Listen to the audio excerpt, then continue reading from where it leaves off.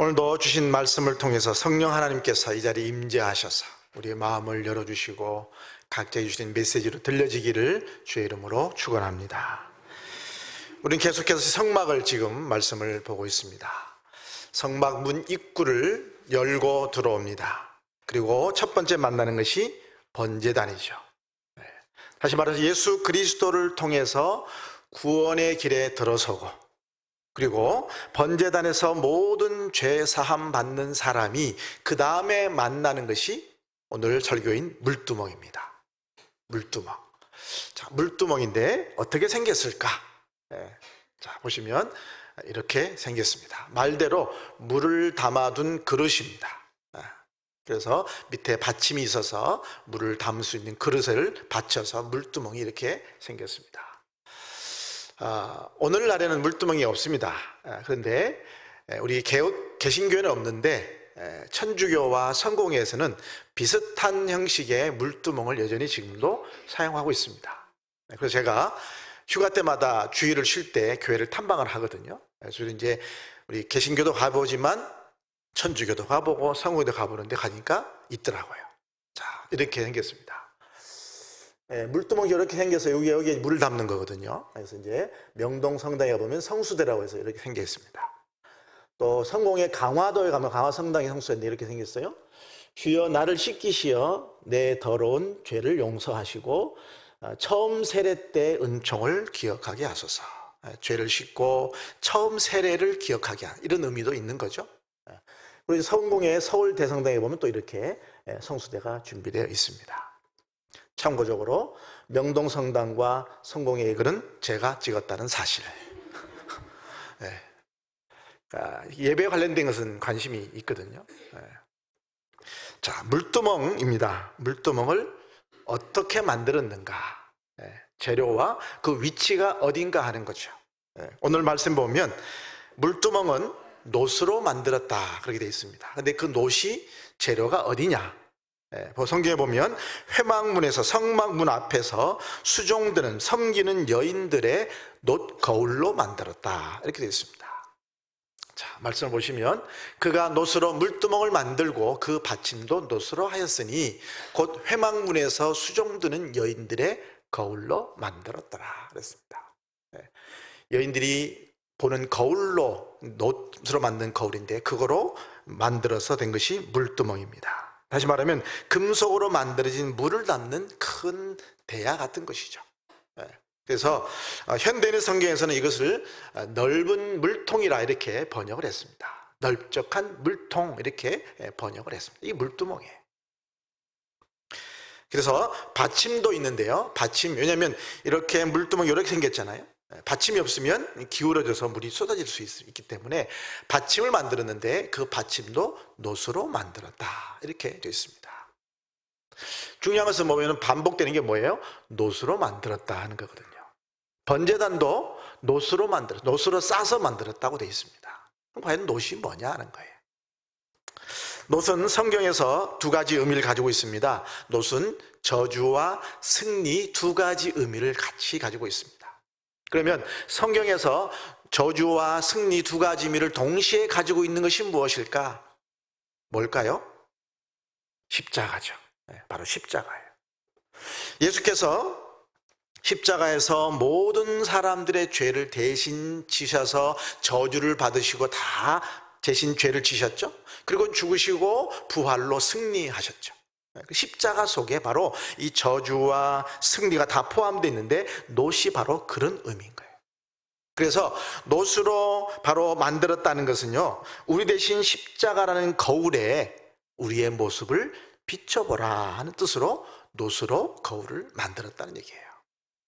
근데 여기서 중요한 의미가 하나 있는데 바로 물두멍이 성막에서 수종드는 봉사하는 여인들의 놋 거울로 만들어졌다는 게 중요합니다.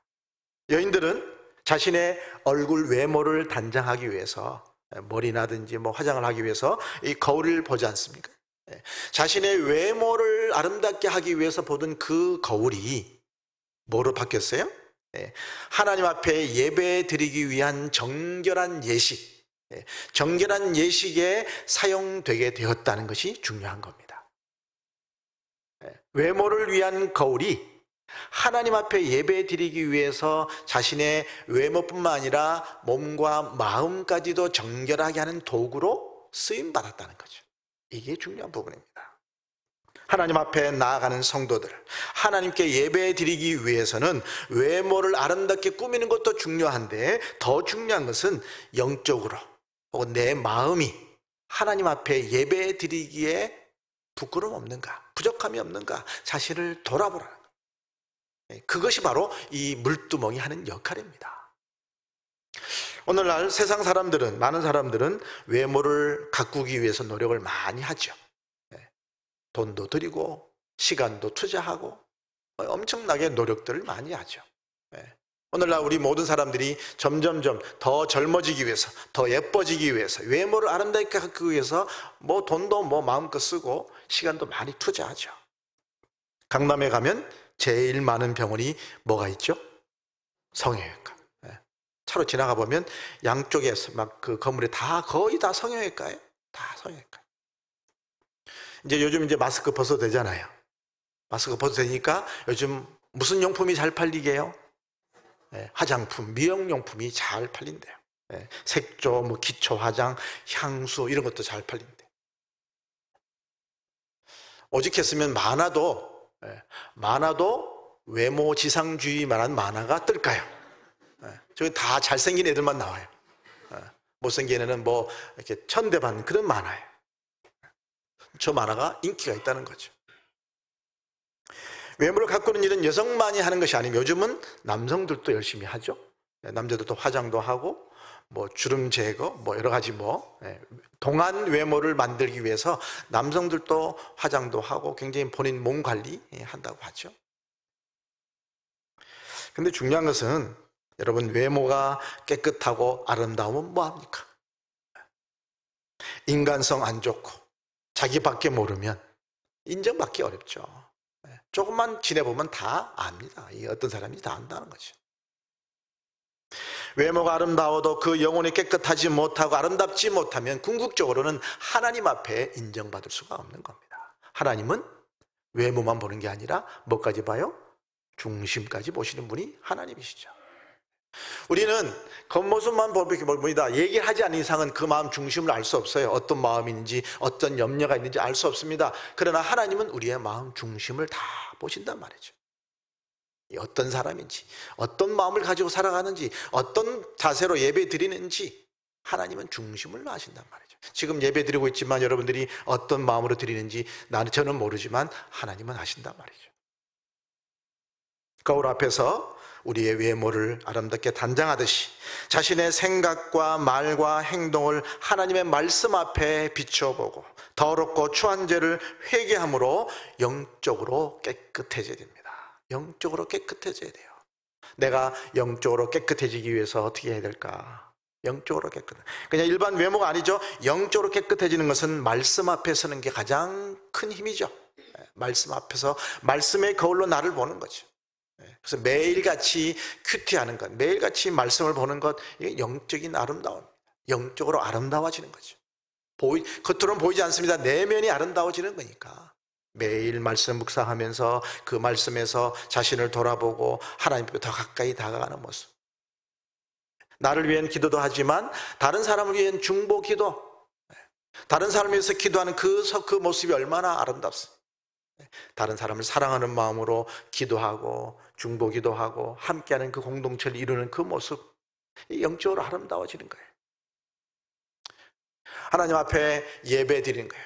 가정 예배 드리고 구역 예배 드리고 가정에서 함께 식구들이 모여서 하나님을 찬송하고 하나님을 예배하는 그 모습 얼마나 아름답습니까? 하나님 보시기에 기뻐하시죠. 구역 식구들 함께 모여서 구역 공동체로 모여서 주일마다 함께 모여서 찬송하고 삶을 나누는 그 모습, 그러면서 영적으로 아름다워지는 거죠. 다음 세대를 위해서 아이들을 가르치는 교사, 하나님 앞에 찬양하는 찬양대, 생활 속에서 하나님을 찬송하는 그 모습, 그냥 사는 것이 아니라 집에서 찬송을 소리로 흥얼흥얼 찬송하는 그 모습 한번 상상을 해보십시오. 찬양은 뭐예요? 하나님을 높여드리는 거 아니었어요. 찬양 부르는 삶, 영적으로 아름다워지는 거죠. 여러분, 우리의 외모도 중요하지만 하나님 앞에 내가 내면 영적으로 아름다워지도록 하게 하는 것이 바로 이 물두멍이 하는 거예요. 어떻게 그럼 하냐? 어떻게 물두멍이 역할을 하느냐? 오늘 본문의 18절 말씀이 그 이유를 얘기합니다. 물두멍이 뭐 하는가? 같이 읽습니다. 너는 물두멍을 노수로 만들고 그 받침도 노수로 만들어 씻게 하되. 씻는 거예요. 물두멍에 와서 손을 씻고 발을 씻는 겁니다. 물두멍은 제사장이 성소로 들어가기 전에 번제 드릴 때에 손이나 몸에 묻은 희생짐 등의 피나 혹은 여러 가지 오물들을 씻는 겁니다. 궁극적으로 우리가 지금 말씀 듣는 것은 어디예요? 성소로 들어가는 거예요. 하나님 만나러 가는 거지 않습니까? 그래서 번제된 예수 그리스도의 이 믿음으로 문을 통과해서 번제되는 죄 씻음 받고 그리고 물두멍에서 내 내면을 씻는 거예요. 번제되면서 내가 죄 사함 받고 외면과 내면을 씻는 거예요. 제사 드리다 보면 제물을 드리다 보면 피가 튀길 수도 있고 또 손과 발에 여러 가지 그 당시 뭐 먼지 많은 거 묻을 수도 있잖아요. 그런 어떤 정결하지 못한 모습 가지고는 하나님 앞에 나가면 안 되는 거예요. 그래서 깨끗하게 씻고 들어가는 거예요. 이게 물두멍이 하는 일입니다. 그래서 물두멍은 번제단과 성소 가운데 있는 거예요. 그래서 번제단에서 번제 드리고 씻고 성문으로 들어가는 겁니다. 그래서 아무리 누구라도 특히 제사장들은 더욱 그렇습니다. 아론과 그의 아들들도 다 씻고 들어가는 거예요. 그래서 1차적으로는 손에 발에 묻은 먼지와 혹은 모든 오물들을 씻는 것이 1차적인 것이지만 궁극적으로는 뭡니까? 내 정결의식을 하는 거죠. 내 내면을 돌아보는 거예요. 하나님 앞에 나아가기 위해서 내가 거룩한가 정결한가를 돌아보아서 그렇게 준비된 마음으로 성소로 들어가는 거예요. 하나님 앞에 나아갈 때에 그렇게 가야 된다는 얘기입니다. 만약에 성막에 들어가는데 성소 들어가는데 씻지 않았다. 깜빡하고 잊어버리고 번제 열심히 드리고 막 하다 분주해서 갑자기 잊어버리고 성소로 들어갔다. 어떻게 됐을까요? 성경에는 죽는다 그랬습니다. 죽는다 그랬어요.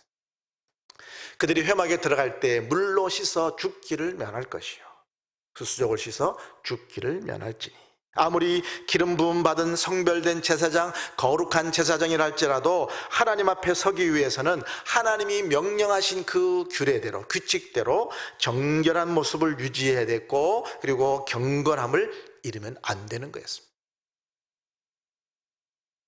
오늘날 우리도 마찬가지죠. 우리도 예수 그리스도의 보혈로 우리는 하나님 앞에 그냥 실제로 제사장 필요 없이 바로 하나님 앞에 갈 수 있죠. 오히려 그러니까 더 조심스러운 거예요. 몇 단계를 거치면 생각하게 되는데 단계가 없잖아요. 바로 예수 그리스도의 이름으로 바로 하나님 앞에 나갈 수 있단 말이죠. 그러니까 내가 조금만 생각하지 않으면 그냥 정결하지 못한 모습으로 하나님 앞에 나갈 수가 있는 거예요. 번제단에서 죄사함 받고 물두멍 손 씻고 단계를 거치면서 내가 준비되구나 하게 단계를 거치며 가는 그런데 그런 게 없이 예수 그리스도의 공로로 누구 제사장 필요 없이 그냥 내가 말씀과 기도로 하나님 앞에 나간단 말이죠. 그러니까 나 스스로가 정결함과 하나님 앞에 거룩함을 준비하지 않으면 그냥 아무런 생각 없이 그냥 갈 수가 있단 말이죠. 그래서 하나님 앞에 나갈 때에 철저하게 요구되는 것이 정결한 마음과 경건한 태도입니다. 그래서 우리는 매번 예배 드릴 때마다 어떤 모습으로 예배 드릴까? 예배가 이런 주일 예배뿐만 아니라 수요 기도회, 가정 예배, 구역 예배, 예배는 하나님 앞에 드리는 거니까 하나님 높여 드리는 거니까 그 예배가 어떤 예배든 간에 다 마찬가지예요. 정결한 모습으로 하나님 앞에 예배 드리기에 부끄럼 없는가 돌아보셔야 돼요. 그래서 바울은 하나님 앞에 나아갈 때에 이렇게 나가야 된다라고 굉장히 엄하게 한 말이 있습니다. 바울이 이렇게 말했어요. 같이 읽습니다. 항상 복종하여 두렵고 떨림으로 너희 구원을 이루라. 아멘. 감히 하나님 앞에 나아가는데 그냥 덜렁덜렁하면 생각 없이 나가. 두렵고 떨림으로 나가라. 왜요? 하나님 앞에 나아가는 거니까. 오늘 여러분 예배드리러 오실 때에 그런 마음으로 오셨습니까? 두렵고 떨림으로. 예배 드린다는 것은 결국 하나님께 나아가는 것이고 하나님을 만나는 것입니다. 번제단에 제물 드리고 물동 손 씻고 결국은 하나님 만나러 들어가는 거거든요. 아무렇게나 가면 안 된다는 거죠. 어떻게 해요? 두렵고 떨림으로. 그래서 세상에서 가장 귀한 분을 만난다는 마음으로 최선을 다해 예의를 갖춰야 됩니다. 매번 예배 드릴 때마다 진짜 내가 하나님 앞에 선자하는 마음으로, 지금 이 예배 드리는 이 자리에, 지금 예배드린 이 자리에 내 옆에 하나님이 계신다라고 생각을 하고 매 순서마다 하나님 앞에 온전한 마음으로 예배를 드려야 되는 거죠. 찬송 부를 때도, 말씀을 들을 때도 나에게 말씀하시는구나. 찬송 부를 때 하나님, 이 찬송 저의 고백입니다 하고 하나님 옆에 계시는 거, 하나님 그 고백하는 마음으로 찬송을 불러야 돼요. 온 마음을 다해 두렵고 떨림으로. 그래서 하나님 앞에 나아갈 때는 준비된 마음이 필요한 거예요. 매번마다. 특별히 오늘 물두멍이니까 안에 뭐예요? 물을 담으라 그랬습니다. 물을 담으라. 그것을 회막과 제단 사이에 두고 그 속에 물을 담으라 그랬습니다. 근데 여러분 알다시피 팔레스타인 이스라엘 지역은 물이 귀한 곳입니다. 물이 귀한 곳이. 그래서 시내 반도나 팔레스타인 제사장들이 손발을 씻기 위해서 물을 귀한 곳이기 때문에 이 물을 준비한다는 일이 이게 어려운 일이에요. 우리는 뭐 물이 쉽게 구할 수 있는 곳이기 때문에 그냥 흔하게 물을 구할 수 있지만, 그러나 그 지역은, 그 나라는 물이 그렇게 귀한 곳입니다. 그래서 매번 번제단을 하기 위해서 물두멍에다 물을 준비한다는 거 어려운 일이기 때문에 손과 발을 씻기 위해서 정결의식을 향하기 위해서 물을 준비한다는 것은 지극히 정성을 다하는 거예요. 준비하는 것 자체가 정성을 다하는 거예요. 여기서 물을 받으라 그랬습니다. 물을 담으라 그랬습니다. 성경에서 물은 말씀과 성령을 의미합니다. 말씀과 성령을 의미해요. 자, 말씀 보실까요? 요한복음 15장 3절 보면 너희는 내가 일러준 말로 이미 깨끗하여졌느니라. 이는 곧 물로 씻어 말씀으로 깨끗하게 하사 거룩하게 하시고, 요한복음 4장 내가 주는 물을 마시는 자는 영원히 목마르지 아니하느니 내가 주는 물은 그 속에서 영생하도록 솟아나는 샘물이 되리라. 그래서 물로 손과 발을 씻는다, 물동에서 손과 발을 씻는다는 것은요, 말씀과 성령으로 마음을 씻어서 흠이 없게 하는 것, 이걸 말하는 거예요. 그래서 번제단에서 흘린 희생의 피는 우리의 죄를 씻는 예수 그리스도의 피를 상징하지만, 이 물두멍에서의 물은 그리스도의 피국로로 중생을 체험하고 거듭난 우리가 그 이후로 죄와 허물로 오염되잖아요. 죄와 허물된 이 마음들을 말씀과 성령으로 씻는 거예요. 내가 예수님 믿음으로 말미암아 하나님의 자녀가 됐어요. 거듭났어요. 근데 늘 죄 안 짓고 전혀 깨끗하게 할 수는 없잖아요. 죄 가운데 살 수도 있단 말이죠. 그래서 어떻게 해요? 말씀과 성령으로 씻는 거예요. 말씀의 거울을 통해 나를 돌아보아서 말씀으로 나를 씻고, 성령의 지배를 받아서, 성령의 이끌림 받아서 내가 씻음 받고, 그렇게 하나님 앞에 나아가는 거예요. 그래서 하나님의 임재, 하나님이 계시는 곳 그 성막에 들어가기 위해서는 먼저 예수님의 그 구원 대속을 상징하는 번제단을 거쳐야 되지만, 마음의 거룩, 하나님 앞에 준비된 마음인 그 마음의 거룩을 상징하는 물두멍도 통과해야 되는 거예요. 그래서 오늘날 우리 마찬가지 예수 그리스도의 은혜로 구원받은 하나님의 백성이 되었다, 아멘 하고 여기에 만족하면 안 된다는 거죠. 하나님의 자녀 되었다, 예수 그리스도의 보혈의 공로로 구원받았다 하고 거기에 만족하면 안 되고, 더 나아가서 말씀으로 하나님과 늘 교제하고 성령 충만함으로 성령의 지배를 받아서 내 마음대로 사는 것이 아니라 성령이 이끄시는 대로 하나님이 원하시는 삶을 살아가야 된다는 거죠. 그래서 하나님과 늘 교제가 이루어져야 되는 거예요. 말씀의 거울을 통해서 나를 돌아보고 성령의 지배를 통해서 늘 주님과 교제가 이루어지는 삶을 살아야 되는 것이 오늘 우리의 삶인 겁니다. 오늘 성경은 말씀합니다. 이렇게 번제단에 와서 죄 사함 받고 물두멍에 손을 씻으면서 정결하게 한 이런 일들을 어떻게 하라고요?